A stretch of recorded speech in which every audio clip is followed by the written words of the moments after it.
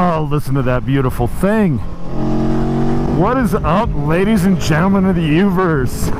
That's right, I'm on the Aprilia. I absolutely love this bike.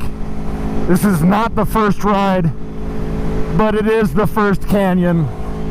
I apologize, but the first ride was between myself and Ragdoll Rocket. I went down. I purposefully, let's quiet her down a little bit. I purposefully went down to South Carolina to visit her and did not ride the Aprilia for that first week that I had her. It was painful. But I really wanted to share that experience with her, and we were going down there to get her an R6. Unfortunately, for crazy, stupid reasons, that fell through. But yeah, new bike, new helmet. What do you guys think? Works? So we stepped up to the Corsair X. I'm going to turn into this parking lot, take some pictures. Oh, that sound is intoxicating with the stock can. It's amazing. Oh, I can't wait to unlock this thing. I really can't wait to unlock this thing. We still got 400 miles until I unlock it. I'm still under the first 1,000 kilometer rev limit, and yeah, it just starts to hit its power band. It just starts to hit its stride at 8,500 when the rev limiter kicks in. There's some trees in the background. We'll just park right here. That'll work. Now, she doesn't have a name yet, so I'm gonna have to give her a couple rides, and then we'll determine what the hell her name's gonna be. But for right now, she's just 8. Then we'll head over to Deer Creek Canyon and give her her very first inaugural canyon run. I'm really curious how this bike is going to perform in the canyons. I'm really hoping the weather holds out. We've had rain in the afternoon, and we're predicted to have rain later on tonight, but it's been a few hours. We had some sun break, and the roads are pretty clean, but we'll keep an eye out on the canyons. So let's get some video. All right, guys, so here she is, little walk around. Brand new Aprilia Tuono Factory 2018 with the new Corsair X. Cannot for the life of me remember what that guy's name is. Starts with a G, Guigliano or something like that. But anyway, isn't that thing beautiful? So obviously, first thing I did was I pulled those passenger pegs off. There were passenger pegs right there. The stick is coming off, so we will get the stick out of her butt here very soon. That is on order from Moto Dynamics, and I chose the Moto Dynamic one because for the moment I've got to keep the factory blinkers, just because I haven't found an integrated taillight that I really love yet. Looking at either the Moto Dynamics that's still on weight, you know how much I love their stuff, or of course Competition Works has got a really nice one with 3 different color options. So I'm trying to decide which one I want, but I absolutely love this tail, and I can't wait to clean up the look with a fender eliminator. God, it's gonna be sexy. But anyway, let's get over to the canyons and see how she does.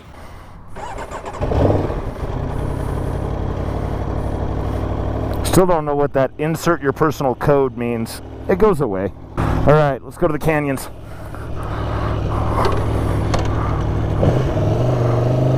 Still getting used to the rear set placement on this bike. It's a true rear set as opposed to Duchess's more of a mid set. I really do like it though. It's kind of more what I was looking for. The hybrid, the true hybridization of a sport bike and a naked.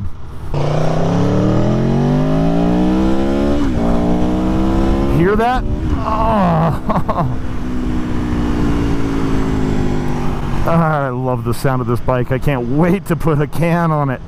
Oh man, when we do the aftermarket and we unlock this thing with a race ECU. Oh, she is gonna be sexy. You know she's gonna be sexy. Wrong gear. All right, off to Mexico.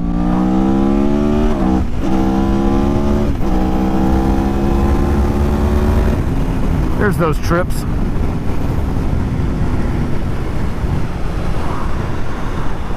All right, and back to Colorado. The entrance to Deer Creek Canyon. Take her to a lovely, familiar canyon. I love this road. I got to work on my mic location in my helmet. I don't really like it. I hope it sounds good. I haven't. This is the sound test for this helmet as well. We'll get her dialed in though. Make that turn, Volvo. Thank you. All right, so I've got a couple 100 miles on her. So I'll give you guys a first impressions. Here's my first impressions so far of the 2018 Aprilia Tuono Factory. On the sales floor, I got really swept up, and watching all the videos, I got really swept up in all the techno mumbo jumbo that's going on. And the LCD screen, I can't remember what technology it is, if it's LCD or TFT or OLED or whatever it is. It's amazing. It is absolutely beautiful. It is very easy to see. It doesn't play well with polarized lenses on your glasses or on your helmets. So that's something to keep in mind. It does flicker when you move your helmet around. And for the most part, I really like the information in the layout. I love the bar tack. I love the simple digital speedo. Gives you lots of information. I love having the engine temperature right down below it, and all of my settings right over here on the bottom left, which are easily switchable through with the toggles, finger flaps over here. That is really cool. Great job, Aprilia. It's in the bottom right that you get kind of caught up in the sales floor and watching all the press material. You're like, oh cool, I've got a lean angle sensor, and it'll tell me how much throttle I'm using and how much brake I'm using. Are you ever going to use that on the road? No. I can never look at my dash. You're like, oh cool, I'm getting 38 degrees right now. Crash. That's just, it's flub. I appreciate them having the sensors to gather that kind of telemetry. And this thing does have it. Well, this one doesn't have it. It probably will soon. But there's an option available for the Tuono Factory that comes stock on the RSV Factory. And that's a media kit. It's a multimedia kit or something like that. Basically, it's a Bluetooth module. Sends all the telemetry straight to your phone. Fucking cool. You can program in. You can tell it which racetrack you're at. And when you hit lap start, it knows exactly where you're starting. It tracks your entire lap, tells you what you were doing in each corner. Well, we still got a little bit of sand, but it's not bad. Oh, she bogs down just fine. Yeah, it pulls. I haven't really played with this. Like I said, this is the first canyon strafe. And I haven't been in this canyon for 3-4 weeks. So last time I was in, there was an awful lot of dirt. So I'm going to take it a little easy on the way up, and we do have rain threatening. So remember my 70% rule? I'm probably more like 50% today. Just because she's my brand new baby. While I'm very familiar with this road, I'm not very familiar with current road conditions. Oh, I love this saddle. I love these rear sets. Very easy to move around, get yourself positioned. I do think I will be going for the Aprilia Comfort saddle.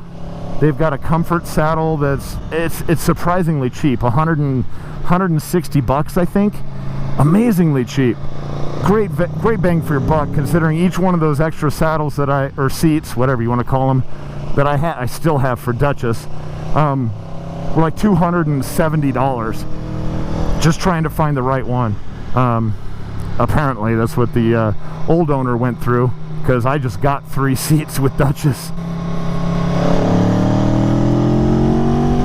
Oh, I could get used to this V4 rumble. Nope. Didn't make that passing zone. So like I said, So back to my little first things that I've noticed that I don't really like. Well, it's not that I don't like, it's just techno mumbo jumbo that they've thrown onto this bike is those lean angles and the throttle position and your brake position sensors. I really could care less about those. You know what I'd really like to see? I understand this is a track bike, but come on guys, give me a damn fuel gauge. I've got 0 fuel gauge on this beautiful dash. I have no idea how much fuel I have until the idiot light comes on. Till the little idiot fuel light comes on, I don't know that I'm running low on gas. And it's kind of alarming because this bike, thank you, only gets 100 miles to the tank. So at 100 miles, I got my idiot light come on, my first 100 miles. I was like, wow, that was really quick. Now granted, I haven't really broken in the motor, and I don't know for certain that this has been flashed to the correct tune.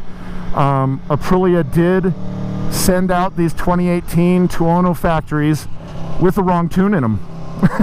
they went out with the wrong map, and there was actually a BIOS update. I saw a car that came out, so that could be causing the issues as well.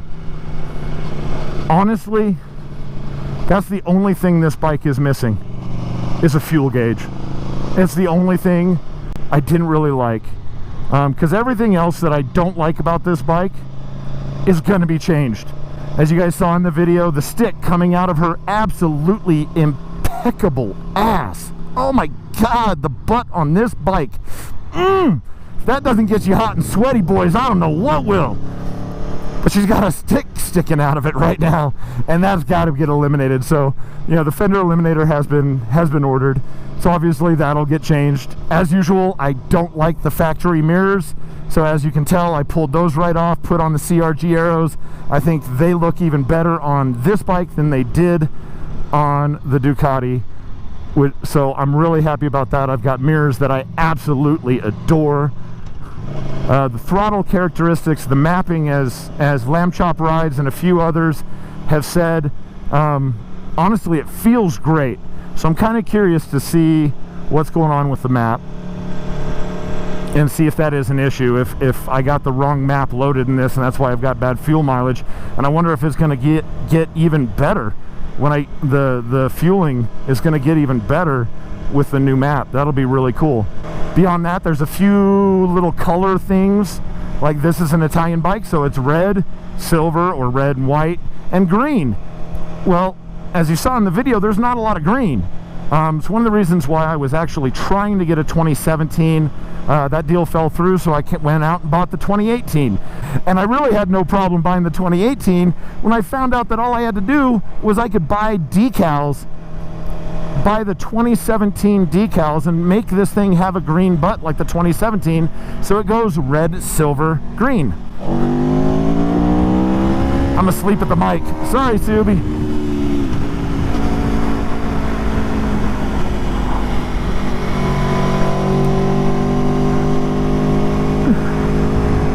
Now I am just riding this in track mode, so this thing has sport, track, and race. I have not put it in race mode yet. Just during the break-in period, I kind of want to keep it fairly tame and just kind of enjoy the bike and let her break in properly, you know, varying RPMs. I'm doing exactly what Aprilia said on this one. I know Jake the Garden Snake and a lot of other people have said you can break them in hard, because if you're going to get it to fail under warranty. And I do kind of agree with that. But I love this bike so much, and they are fairly rare, and I'd hate to blow this engine and have to wait 3 months for a new one to be shipped over from Italy or whatever the case may be. I'd hate to be without this bike for a while. So I'd rather just, you know, spend the first 600 miles, ride it fairly sedate, inconsistent for the motor, I guess, is a better way to put it. It's not really sedate. You just have to ride it in varying conditions. Try to not super lug the motor.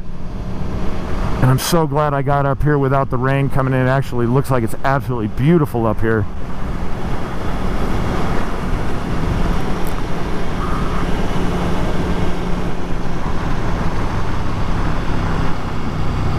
Another thing that's going to change pretty quickly are the levers.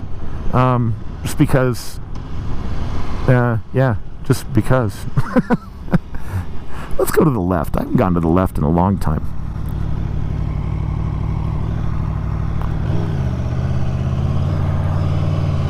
See what's up here.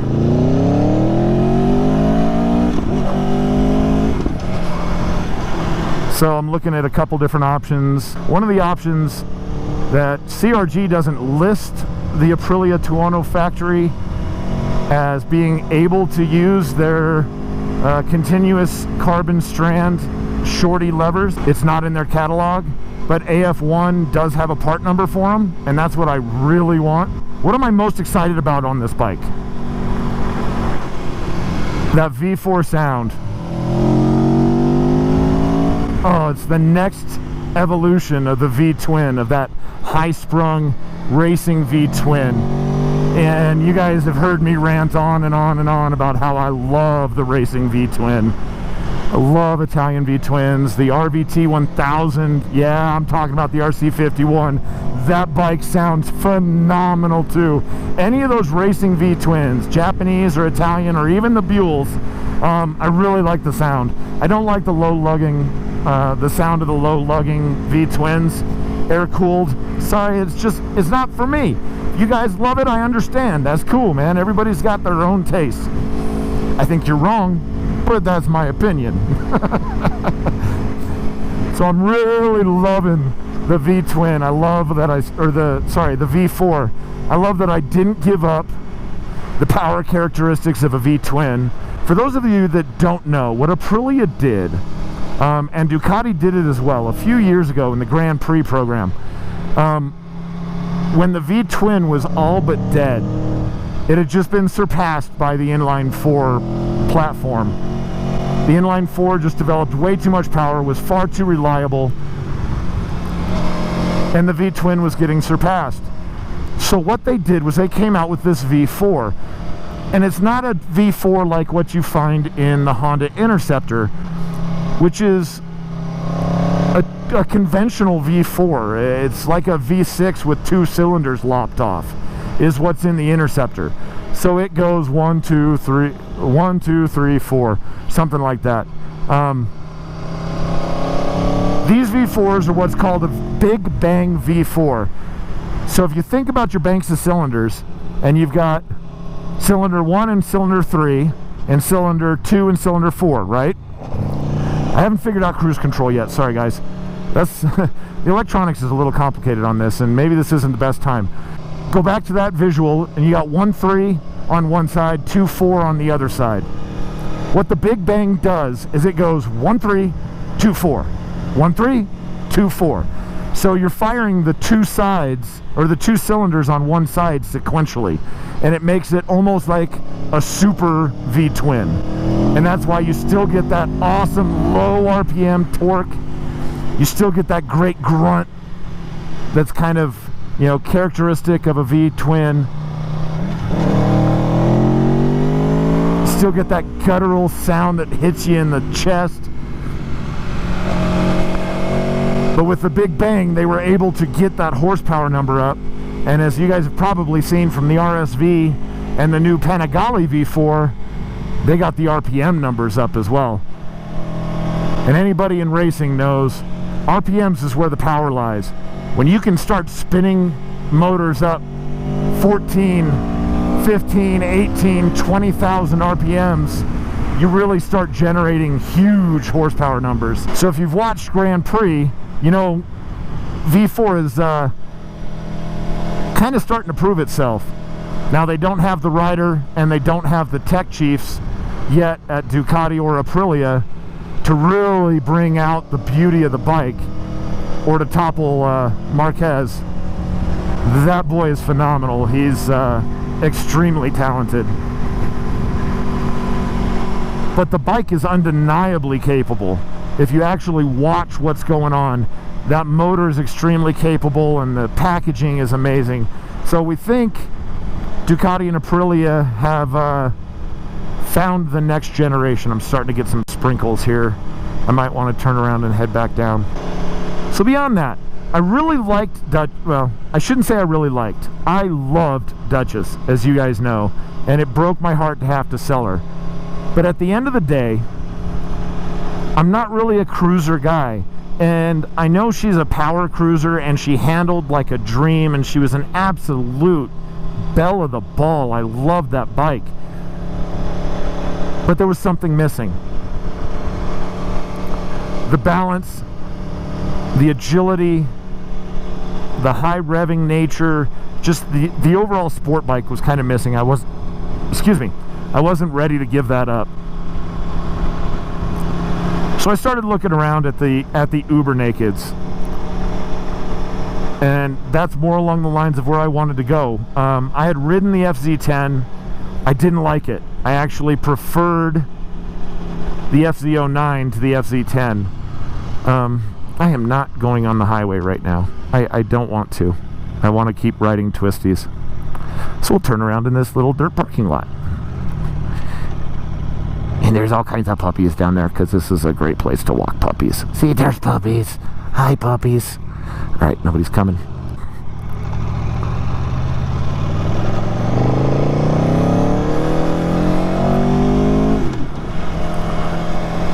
But I wanted that balance between a sport bike and a naked. I didn't want a full-blown, full-fairing bike as my daily rider.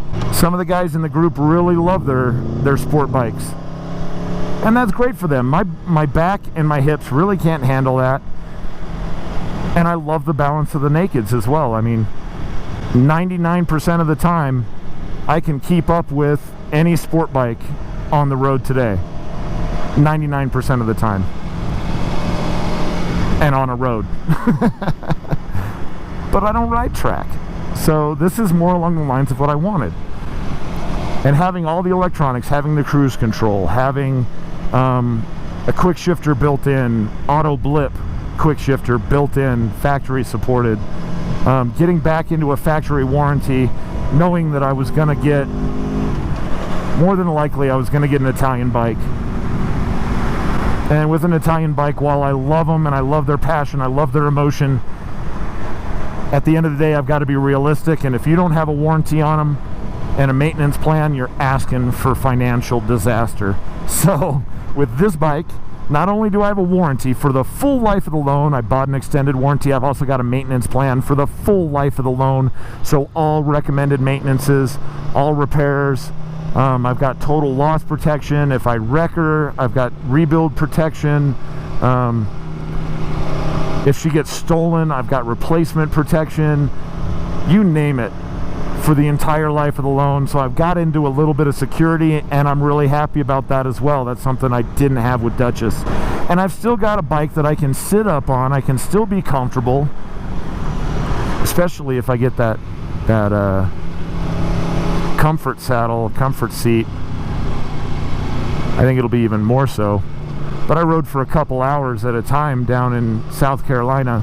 At no point in time was I uncomfortable on this thing. It's got a great cockpit to ride in, riding everything from around the beach to on the highways to around town looking for a sushi place. You name it, I was comfortable the entire time. So I'm extremely happy, extremely happy. Blind corners are a little stressful up here in the canyons, especially at quitting time when a lot of people will be heading home. I don't want people going too crazy and coming into my lane, so I kind of want to see where they are. Actually, the roads aren't bad. There's a little bit of gravel on the inside of that turn, but I haven't seen much at all, so I feel pretty safe to have a little bit more fun and see what this bike can do.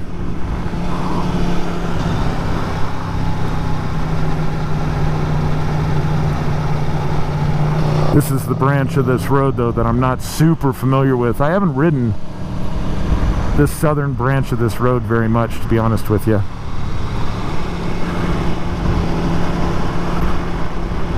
So, anyway, I think with that, I've said all I want to say. If you guys want to chime in with a word or with a name for her, give me some thoughts in the comments down below. Thanks again for sticking around this long. And I love each and every one of you. Until the next time, peace! Oh, that was a messy corner entry. What are you thinking, dumbass?